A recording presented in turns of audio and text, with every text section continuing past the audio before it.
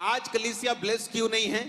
आज कलीसिया संघर्ष क्यों कर रही है? आज आपकी फैमिली और अन्य जातियों की फैमिलीज में उनके संघर्ष में कोई फर्क नजर इसलिए नहीं आता क्योंकि हम अपना पहला मकसद भूल चुके हैं, परमेश्वर की महिमा करना, उसकी सेवा करना, उसके सुसमाचार के कामों में पूरा सहयोग करना और खुद लगना। हालेलुया। इस मीटिंग के बाद ब्लेस्ड होंगे, मैं आपको बता रहा हूं, क्योंकि आप लोग ये बात समझ जाएंगे कि आपकी प्रेयर्स ब्लेसिंग को लेके नहीं आएंगी। परमेश्वर की योजना के नीचे जब आप उसकी ग्लोरी के लिए जीना शुरू कर देंगे, आपकी लाइफ में ब्लेसिंग्स एंटर करेंगे। जब आपकी लाइफ परमेश्वर के कामों के लिए डेडिकेट हो जाएगी और आप सेवा के लिए अपनी लाइफ, अपना परिवार, अपना फाइनेंस परमेश्वर को दे देंगे, आपको ब्लेसिंग मांगने की जरूरत नहीं पड़ेगी। आप जहां जाएंगे ब्लेसिंग आपका पीछा करेगी। कोई काम आपका विफल नहीं होगा, फेल नहीं होगा। आमीन ऊंचे वाला चाहिए चर्च। खुदा का काम करना आपकी पर्सनल रिस्पॉन्सिबिलिटी है। क्या है आपकी पर्सनल रिस्पॉन्सिबिलिटी? किसकी रिस्पॉन्सिबिलिटी है? हमारी। आपकी, आपके पास्टर की नहीं। परमेश्वर ने मुझसे कहा, जितने पास्टर्स यूरोप में प्रीच कर रहे हैं, जितने पास्टर्स यूके में प्रीच कर रहे हैं, वो पंजाबी में प्रीच मत करें। वो इंग्लिश में प्रीच करें, वो इटली में प्रीच करें, वो इटालियन में प्रीच करें, वो डच में प्रीच करें और पंजाबी ट्रांसलेशन करें, ना कि पंजाबी में प्रीच करें। वो क्यों? आपके चर्च में 20 लोग हैं, 25 लोग हैं, 30 लोग हैं, जिसमें से 27 ऑलरेडी क्रिश्चियंस हैं और उनको लगता है आज हम संडे सरमन सुनने के लिए जाएंगे, बरकत लेने के लिए जाएंगे। और ये सबसे घटिया रॉन्ग मेंटेलिटी है क्रिश्चियन की, कि जब वो कुछ लेने के लिए चर्च में जाता है, अभी भी लेना है आपको। जीसस क्राइस्ट आपको मिल चुके, उसके कोड़े उसने आपके लिए खा लिए, ब्लड दे दिया, अभी भी आपको कुछ चाहिए और यही कारण है हम खाली। परमेश्वर ने मुझसे कहा, और जितने यहां पे मेरे स्पिरिचुअल सन्स मैं उनको बोल रहा हूं, जब तुम अपनी चर्च में प्रीच करो, इटालियन में प्रीच करो, इंग्लिश में प्रीच करो, डच, अगर तुम जर्मनी में हो डच में प्रीच करो, उनकी भाषा में प्रीच करो। पंजाबियों को क्या करेंगे? नो, तुम पंजाबी लोग बिलीवर नहीं हो, सहकर्मी हो, इस चर्च के साथी हो, हमारे सहकर्मी हो। आप जहां हो, आपको क्या लगता है? आप कोई इत्तेफाक से हो? अगर परमेश्वर ने आपको पंजाब से यहां भेजा, इंडिया से यहां भेजा, आपको क्या लगता है? आप इत्तेफाक से हो? क्या आप नहीं जानते आप जगत की ज्योति हो? क्या आप नहीं जानते परमेश्वर ने आपको कहा कि तुम जहां होगे लोग तुम्हारे कारण ज्योति पाएंगे, अगुवाई पाएंगे, चंगियाई पाएंगे? तुम पृथ्वी के नमक हो, क्या तुम नहीं जानते? अगर तुम पृथ्वी के नमक हो तो प्रिजर्वर की तरह काम क्यों नहीं करते? अपने पास्टर को बोलो, अगर तुम 30 लोग हो चर्च में, कि पास्टर साहब आज से हम सुसमाचार सुनाएंगे, इटालियन लोगों के पास जाएंगे, आप जिस भी देश में उन देश के लोगों के पास जाएंगे, आप चर्च में इंग्लिश में सर्विस करो, आप इटालियन में प्रीच करो, आप डच में प्रीच करो, हम लोगों को बचाएंगे। आप सहकर्मी हो आज से। जितनी पंजाबी चर्चेज है ना, और ये बात को फॉलो करेंगी, आप उस चर्च के, जिस चर्च के मेंबर हो, आप सहकर्मी हो, आप उनके साथ काम करेंगे इस देश को बचाने के लिए, अपने यूरोप को बचाने के लिए। जिस देश से आप आए उस देश को बचाने के लिए आप काम करोगे। और मैं आपको बता रहा हूं, सुनो मेरी बात, आने वाले समय में मैं आपको बोल रहा हूं, पंजाबी क्रिश्चियन, इंडियन क्रिश्चियन, मैं बोल रहा हूं, जितने इस काम में परमेश्वर का साथ देंगे, मैं आपको बोल रहा हूं, यहां की गवर्नमेंट्स आपका फेवर करेगी। मैं आपको बोल रहा हूं, सुनो, 2 लोग होंगे सेम देश के, सेम स्टेट के, पड़ोसी होंगे, लेकिन आप पे ऊपर बरकत होगी, दूसरे पे नहीं। मैं आपको बोल रहा हूं, परमेश्वर ने मुझे स्पेशल कहा कि इन लोगों को बोलना है कि मत प्रीच करो पंजाबी में। वो 30 लोग बचाए जा चुके हैं, वो तो बचे हुए हैं, उनको क्या बचा रहे हो? उनको शामिल करो, उनको शामिल करो। चलो आओ, हम 30 हैं, आओ प्रीच करें, चलो आओ हम निकलते हैं, चलो आओ हम जाते हैं। कितने मेरी बात को समझ रहे हैं? आज वो समय नहीं है कि आप लोग चौक पे खड़े होकर प्रीच करें, कोई नहीं सुन रहा। टिकटॉक पे जाओ, फेसबुक पे जाओ, यूट्यूब पे जाओ। वो चौक में आपको इग्नोर कर सकते हैं, बाथरूम में बैठा भी टिकटॉक पूरी देखेगा आपकी। हाँ या ना? वो प्रीच करो, वो टेस्टिमनीज उनकी लैंग्वेज में बताओ, इटालियन में बताओ, इंग्लिश में बताओ, उनकी भाषा में बताओ, फ्रेंच में बताओ, स्पेनिश में बताओ। वो टेस्टिमनीज को अपलोड करो, इंटरनेट पे जाओ, काम करो, अपने पास्टर्स का साथ दो। आप साथ देंगे, हेवन ओपन होगा आप लोगों के लिए, मैं आपको बता रहा हूं। हालेलुया। 2005-6 में ही, 7 में ही मैंने चर्च बनाने का फैसला कर लिया। मैंने कहा हम चर्च बनाएंगे, चर्च बनाने का फैसला कर लिया, जगह डिसाइड हो गई, नक्शा डिसाइड हो गया। आपको मालूम परमेश्वर ने क्या कहा? अभी तू चर्च नहीं बनाएगा। एक पास्टर होने के नाते एक 2000 लोगों की चर्च बनाना मेरे लिए कंफर्टेबल था कि मैं आराम से बारिश से बचूं, धूप से बचूं, एसी चर्च हो। मैं बिजनेसमैन था, अमीर था, तो मुझे टेंशन लेने की जरूरत नहीं थी। लेकिन परमेश्वर ने कहा नहीं, तूने चर्च अभी नहीं बनाना है। चर्च का आइडिया कैंसिल हुआ। एक प्लॉट लिया 7000 कैपेसिटी का, 1 साल में भर गया। अगला प्लॉट 5000 कैपेसिटी, फिर 15000, फिर 5 से 7 से 15, फिर 30। हॉल भरते गए। 8 साल में 7 जगहें चेंज की। आज जिस जगह मीटिंग होती है वो चर्च आधा किलोमीटर लंबी है। वो अगर आपको पिक्चर्स हैं वो चर्च के दिखाना। और ये आई थिंक, जहां तक मेरी सर्च है, ये दुनिया की इकलौती चर्च है जो पिलरलेस होगी और इतनी बड़ी होगी। अगर दिखाते जाओ, आगे आगे आगे आगे। 80% कंप्लीट हो गई है। ये बैप्टिज्म हॉल दिखाया, यहां पर आप बपतिस्मा लिया करेंगे आके। ओके, ये बैप्टिज्म हॉल है, बहुत बड़ा है ये। आई थिंक इससे 1000 फीट लंबा है टोटल चर्च। ओके, ये अंदर वाला हॉल है जहां पर आप बैठा करेंगे। 25,000 सीटर विदाउट पिलर। कोई पिलर नहीं नजर आएगा। यहां पिलर नजर आ रहे हैं, कोई पिलर नहीं। रीजन, परमेश्वर तब कहा कि नहीं बनाना है। अब मेरे पास इतना प्लेस है कि इस 25,000 लोग यहां बैठने के बाद 2.5 से 3 लाख लोग चर्च के बाहर मेन पंडाल में बैठ सकते हैं। अब मालूम परमेश्वर ने मुझे क्या कहा थोड़े दिन पहले? कि पंजाब को जाग लग चुका है। आप कर्ड को लगाते हो ना, दही को जाग लगाते हो, हाँ, वो पूरा कर्ड हो जाता है। परमेश्वर ने कहा मेरा राज्य ऐसी स्त्री के समान है जिसने खमीर लेकर 3 पसेरी आटे में मिलाया और होते होते पूरा आटा खमीर हो गया। और रीजन, एक ओबीडियंस। तब लोग टेंट चर्च को टेंट चर्च नहीं मानते थे, कहते थे चर्च होती है क्या, ये टेम्परेरी चर्च है, कहीं उड़ जाएगी, भाग जाएगी कहीं। आज हर मेगा चर्च पंजाब में टेंट चर्च लगाना चाहता है। हर बंदा टेंट के नीचे आना चाहता है। हर बंदा टेंट चर्च लगाना चाहता है। क्यों? एक ओबीडियंस। जब आप एक ओबीडियंट व्यक्ति आपके परिवार में, आपकी चर्च में, आप एक अगर ओबीडियंस में आ जाए, लाखों को पीछे लगा सकता है, लाखों को खुदाबंद में लेके आ सकता है। हालेलुया। और परमेश्वर ने मुझे खास तौर पे बताया कि किस तरह से लोगों को, रूहों को बचाना है। आप लोगों के ऊपर जो पहले से बचाए जा चुके हैं, आपको क्रूसेड करवाने की जिम्मेवारी होनी चाहिए। जो लोग आप चर्चेस के मेंबर्स हैं, आपको चर्च में सुसमाचार को परमेश्वर के नाम में आगे लेके जाने की जिम्मेवारी आपके ऊपर होनी चाहिए। आपके पास्टर्स लोकल भाषाओं में प्रीच करें ताकि वो लोग बचाए जा सकें। आमीन। आप देखना क्या होता है, आप देखना क्या होता है। आपकी चर्चेस छोटी पड़ने वाली हैं। आपकी चर्च की सबसे बड़ी प्रॉब्लम ये होगी, अगर आप 500 का हॉल लेंगे 1000 होंगे लोग, आप 1000 का हॉल लेंगे 2000 होंगे। आप देखना। हालेलुया। हम उस एरिया में हैं जहां पौलुस ने काम किया।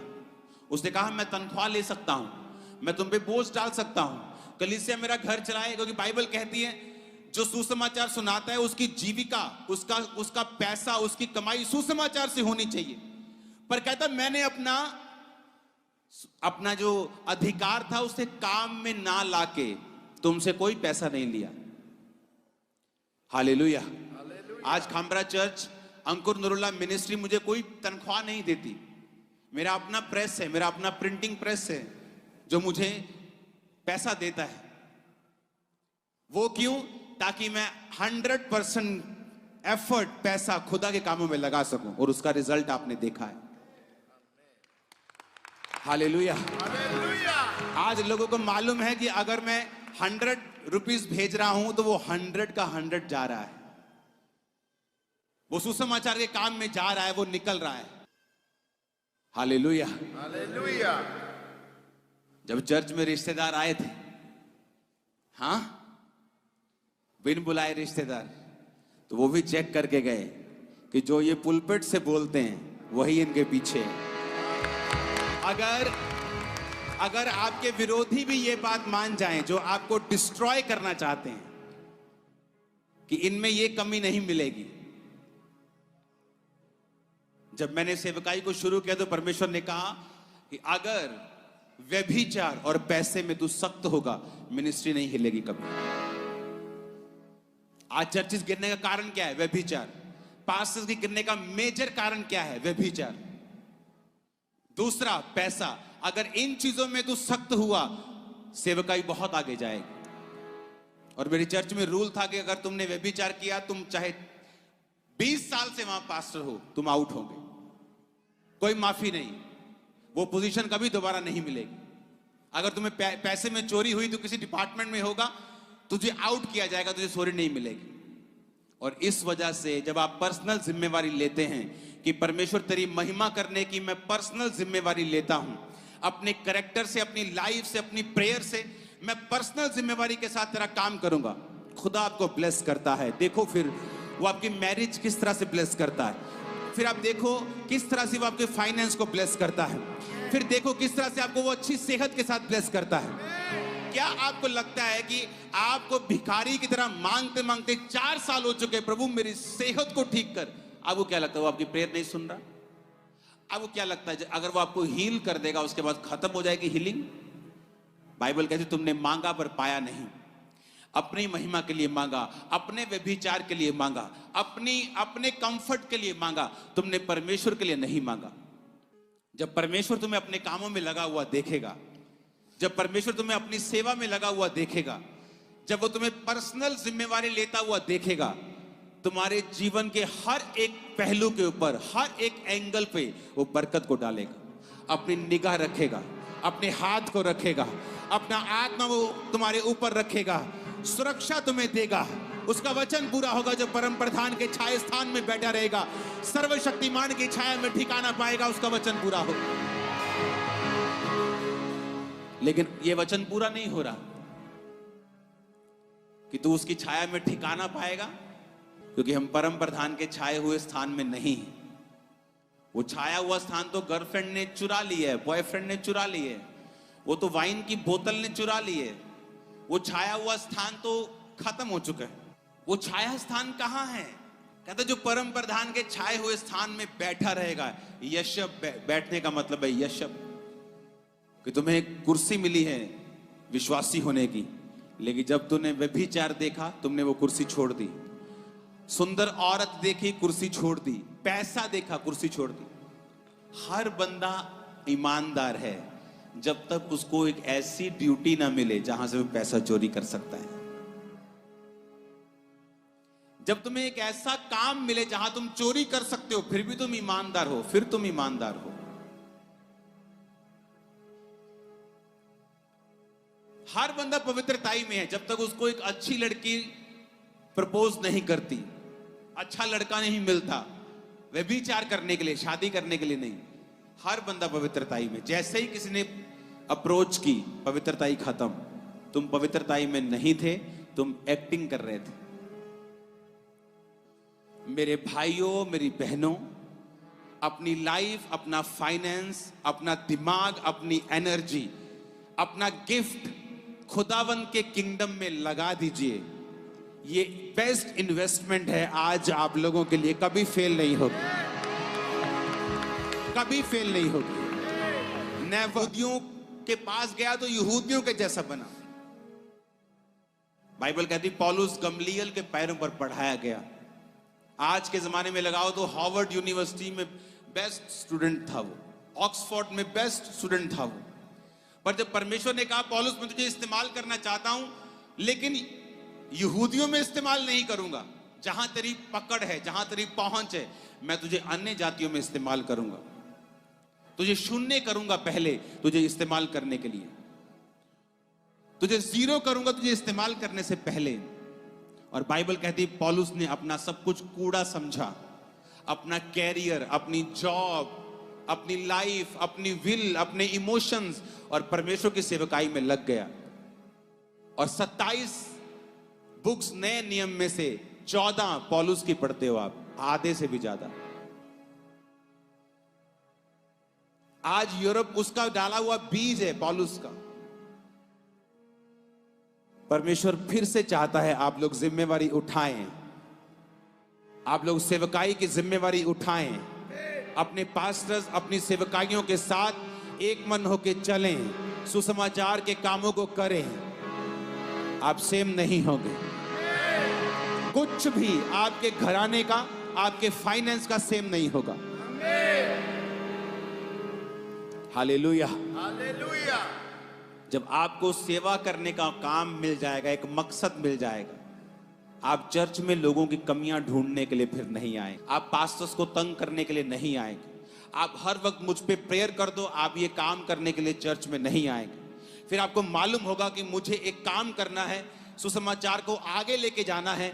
फिर परमेश्वर जिम्मेवारी लेगा कि जो तेरी टांग दर्द कर रही है और इस सुसमाचार के काम में रुकावट बन रही है, वो आपको हील करेगा, उस टांग को हील करेगा। अगर आपका वो बच्चा है, उस बच्चे को वो छुएगा, अगर कोई नशे करने वाला है उसको छुएगा, कोई बीमार फैमिली मेंबर है उसको वो छुएगा, वो आपकी डिफिकल्टीज को दूर करेगा। आमीन। मेरे को ऊंचे वाला चाहिए church. Hallelujah, hallelujah. Hallelujah, hallelujah. ऊंची आवाज में हालेलुया बोलो एक बार। आमीन, आमीन। आमीन। आमीन। और यही परमेश्वर चाहता है आप लोगों से। पहले कुरिन्थियों के वचन को हम पढ़ेंगे अपनी स्क्रीन के ऊपर। आप इसे घर जाकर, इसका होमवर्क, ये आप लोगों के लिए होमवर्क है। उस वचन को आप लिखकर अपने घरों में लेके जाएंगे और उस पर मनन करेंगे कि परमेश्वर मुझे अब तुझे, तेरे लिए इस्तेमाल होना है, मुझे इस्तेमाल कर, मेरी अगुवाई कर, मुझे गाइड कर, मैं तेरे कामों के लिए इस्तेमाल हो सकूं। आमीन। यूसुफ, दाऊद इतने छोटे थे कि बाइबल कहती है कि उनके मुंह से लाली झलकती थी, इतने छोटे थे वो, यंग थे वो। और बाइबल कहती है मूसा 80 का था जब परमेश्वर ने अपनी महिमा के लिए उसे बुलाया। तो इस हॉल में कोई इतना भी यंग नहीं है कि इस्तेमाल ना हो सके, और इतना भी बूढ़ा नहीं है कि इस्तेमाल ना हो सके। Hallelujah, hallelujah.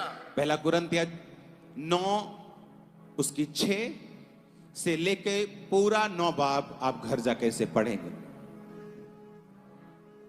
ये वचन मैं आपको सुना चुका हूं, आप इसमें मनन करेंगे, आप जिम्मेवारी लेंगे। परमेश्वर, मैं पर्सनल जिम्मेवारी लेता हूं तेरे वर्ड की कि मेरे कारण कोई भी व्यक्ति तुझसे ठोकर नहीं खाएगा। इसकी 26 आयत और 27 आयत, मैं 27 आयत को पढ़ूंगा। पौलुस कहता है, परंतु मैं अपने शरीर को मारता, कूटता और वश में लाता हूं, ऐसा ना हो कि औरों को प्रचार करके मैं आप ही किसी रीति से निकम्मा ठहरूं। उसने कहा, एज ए क्रिश्चियन जब मैं प्रीच करता हूं लोगों को, तो अपने शरीर को भी मारता, कूटता और वश में लेके आता हूं। इसका मतलब पौलुस भी आपके जैसा और मेरे जैसा भी 2 आंखें 2 हाथ दिल रखने वाला मनुष्य था। उसको भी शैतान भरमाता होगा, शारीरिक अभिलाषाओं से उसके पास आता होगा, लेकिन उसने कहा मैं अपने शरीर को मारता, कूटता और वश में लेके आता हूं। मारने कूटने का मतलब क्या है? बाइबल कहती है, जीसस क्राइस्ट ने कहा, अगर तू मेरे पीछे आना चाहता अपना क्रॉस तो रोज उठाएगा। रोज क्रॉस उठाने का मतलब क्या है? रोज क्रूस उठाने का मतलब है अपने आप का इनकार करना। कि आपका बेस्ट टेलीविजन सीरियल आपके सामने है, लेकिन पवित्र आत्मा आपको प्रार्थना करने के लिए अंदर से कह रहा है, यह है अपने शरीर को मारना, कूटना और वश में लाना। क्या आपका विरोधी आपके सामने खड़ा है, आपका दिल करता है इसका मुंह तोड़ दूं मुक्का मार के, लेकिन उसको कंट्रोल रखना, अपने विरोधी को भी ब्लेस करना, मारना, कूटना, अपने शरीर को वश में लेके आना। जब अपने शरीर को वश में लेके आएंगे, आपकी लाइफ आप देखेंगे आसान होगी। जो जिन चीजों में आप संघर्ष कर रहे थे, वो चीजें आसान होनी शुरू हो जाएंगी। आपको क्या लगता है कि परमेश्वर ने कुछ पास्टर्स को संघर्ष करने के लिए बुलाया है और कुछ को सक्सेसफुल होने के लिए बुलाया है? कुछ विश्वासियों को संघर्ष करने के लिए बुलाया और कुछ को बड़ी बड़ी गवाहियां देने के लिए बुलाया? नहीं। जब तक हम स्पिरिचुअल लाइफ में सेट नहीं होते, अपने माइंड को सेट नहीं करते, अपने स्पिरिट को सेट नहीं करते, तब तक हम परमेश्वर से कुछ भी नहीं ले सकते। 12 साल की लहू बहने वाली औरत अगर बेचारी बन के घर में बैठी रहती कि परमेश्वर जब यहां से कहीं से निकलेंगे मेरे घर के पास से, तो बहन मुझे बताना, मैं जरूर जाऊंगी छूने के लिए। लेकिन जब उसे मालूम था कि जीसस क्राइस्ट को छूना आसान नहीं है, वो दूर है, वो मुश्किल है, लेकिन बाइबल कहती फिर भी वो निकली। उसी तरह से परमेश्वर का काम करना कभी भी आसान नहीं होता। अंधा, जब बाइबल कहती है जब परमेश्वर उसके पास आए तो चिल्लाने लगा, परमेश्वर ने इग्नोर किया और चिल्लाया। जब तक परमेश्वर ने उसकी आवाज को नहीं सुना, वो स्पिरिचुअली भी पोजीशन में था कि परमेश्वर अब मैं ये भीख नहीं मांगूंगा, तू ही मुझे छुएगा, चंगा करेगा। और जब परमेश्वर ने उसे बुलाया तो अपना कपड़ा फेंक कर, बाइबल कहती वो उठा था। वो कपड़ा जो भीख मांगने का सर्टिफिकेट था, फेंक कर उठा, जेब में डाल के नहीं उठा कि चलो जेब में डाल के चलते हैं, जीसस क्राइस्ट ने चंगा नहीं किया तो फिर से भीख मांग लेंगे। मन बना चुका था, स्पिरिचुअली पोजीशन में आ चुका था कि परमेश्वर मैं आज से तेरा बेटा हूं, राजकुमार बन चुका हूं, भीख नहीं मांगूंगा। पुकारता रहा परमेश्वर को। Spiritually position, physically position. आज स्पिरिचुअली क्या पोजीशन में है हम? अनकन्फेस्ड सिन।